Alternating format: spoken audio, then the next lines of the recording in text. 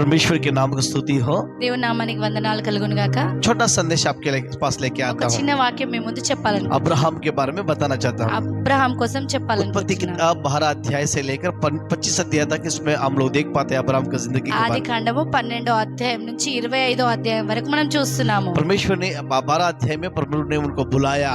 12వ అధ్యాయంలో అబ్రహాంను దేవుడు పిలిచాడు. कुछ बातों को अब्राहम की जिंदगी में हो गया।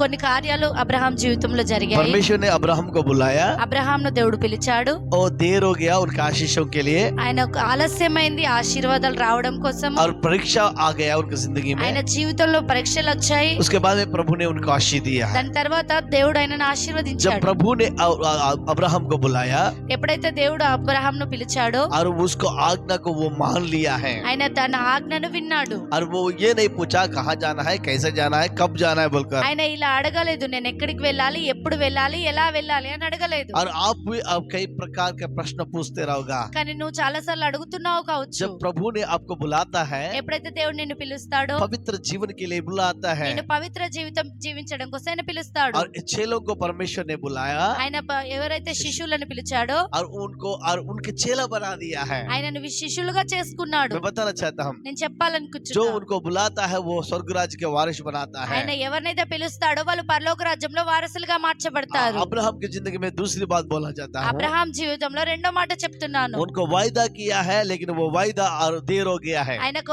వాగ్దానం చేశాడు కానీ ఆ వాగ్దానం లేట్ అయ్యింది. और उसके लिए और 25 साल इंतजार करना पड़ा। 25 సంవత్సరాల ఆ వాగ్దానం కోసం ఎదురు आप చూశాడు. भी प्रार्थना करता होगा, देर हो रहा होगा। నువ్వు ప్రార్థన చేస్తున్నావు కావచ్చు, లేట్ అవుతుంది కావచ్చు. आप भी आशीष के लिए इंतजार करता होगा, लेट होगा। నువ్వు ఆశీర్వాదాల కోసం ఎదురు చూస్తున్నావు కావచ్చు, ఆలస్యం అవుతుంది जब కావచ్చు. आप लोग 25 साल अब्राहम ने इंतजार किया और उनकी जिंदगी में प्रभु ने आशीष किया है। 25 సంవత్సరాలు అబ్రహాం ఎదురు చూసిన తర్వాత ఆయన ఆశీర్వదించబడ్డాడు.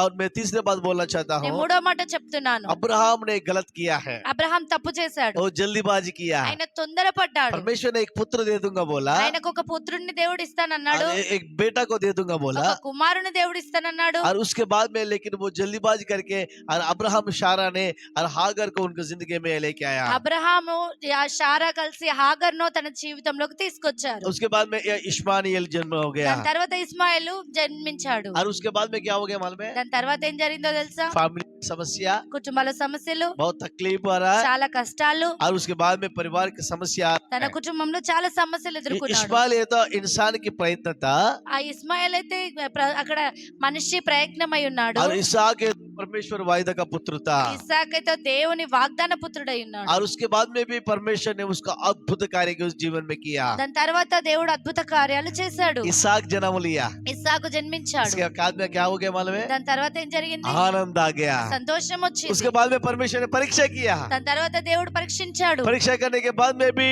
పరీక్ష జరిగిన తర్వాత కూడా परीक्षा में अब्राहम ने बहुत आशीष पाया है। ఆ పరీక్షలో కూడా అబ్రహాం मैं ఆశీర్వదించబడ్డాడు. बताना चाहता నేను हूँ, చెప్పాలనుకుంటున్నా, अब्राहम एक परमेश्वर के साथ दोस्ती बन गया, అబ్రహాము దేవునికి స్నేహితుడయ్యాడు. और वो जहाँ भी जाएगा तो वो वेदी बनाया, ఎక్కడికి వెళ్ళినా ఆయన బలిపీఠం కట్టాడు. और प्रभु वो प्रार्थना करने वाला इंसान था। ఆయన ప్రార్థన చేసే మనుషుడై ఉన్నాడు. परमेश्वर ने उसको गलत क्यों नहीं देखा, దేవుడు ఆయన తప్పులను చూడలేదు, उनको प्रभु ने छुड़ाया। ఆయన దేవుని విడిపించాడు. आज मैं बताना चाहता हूँ, నేను ఈరోజు अब्राहम చెప్పాలనుకుంటున్నాను, का आशीष అబ్రహాం ఆశీర్వాదాలు आप भी देखेंगे। మీకు కూడా కావాలంటే देर हो रहा है क्या? మీకు లేట్ అవుతుందా?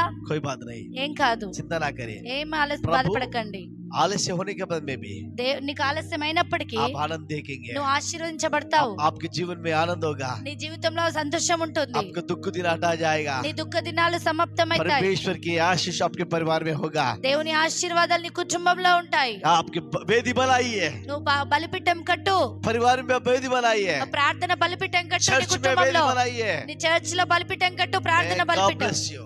దేవుడు నేను దీవించును గాక. Yeah, thank you so much. Praise the lord.